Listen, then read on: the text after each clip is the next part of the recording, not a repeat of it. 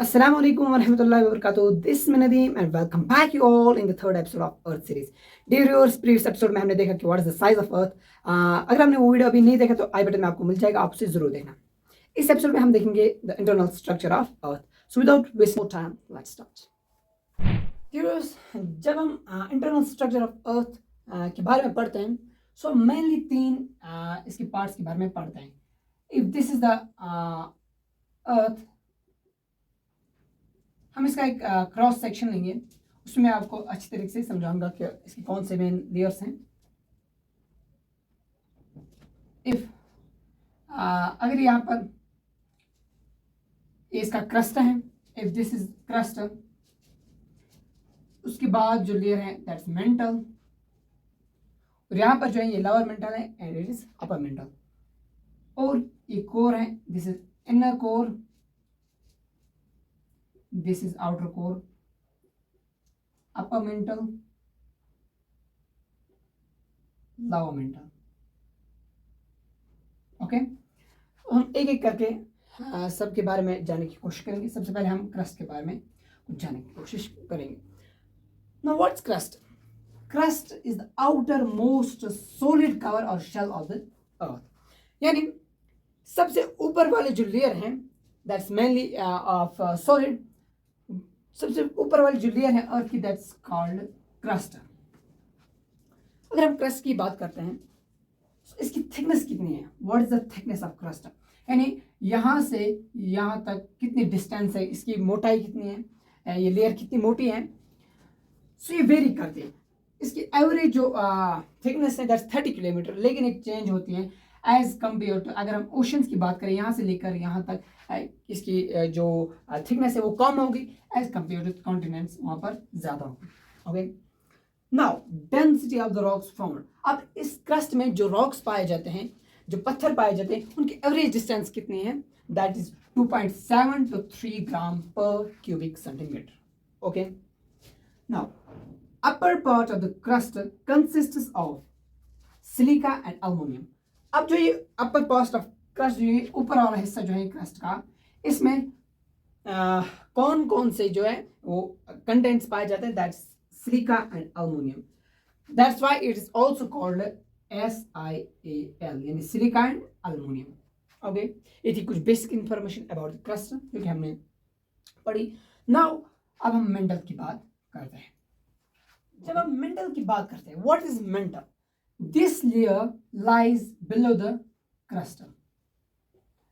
Crust layer के नीचे जो लेयर पाए जाते हैं दैट्स कॉल्ड मेंटल. यानी यहाँ से लेकर यहाँ तक जो लेयर है दैट्स कॉल्ड मेंटल. लेकिन मेंटल के बारे में जानने से पहले मैं आपको बता दूं, क्रस्ट और अपर मेंटल, लोअर क्रस्ट और अपर मेंटल के दरमियान एक छोटी सी लेयर पाई जाती है दैट्स कॉल्ड एस्थोनोस्फीयर, जिस पर जो कि क्या मेनली लिक्विड फॉर्म में होती हैं, हॉट लिक्विड होता है उसमें, और उस पर जो है टेक्टोनिक प्लेट्स फ्लोट करते हैं. जैसे डिफरेंट टेक्टोनिक प्लेट्स है, यूरेशियन है, अफ्रीकन प्लेट्स हैं, नॉर्थ अमेरिकन प्लेट्स, डिफरेंट जो प्लेट्स हैं वो फ्लोट करते हैं.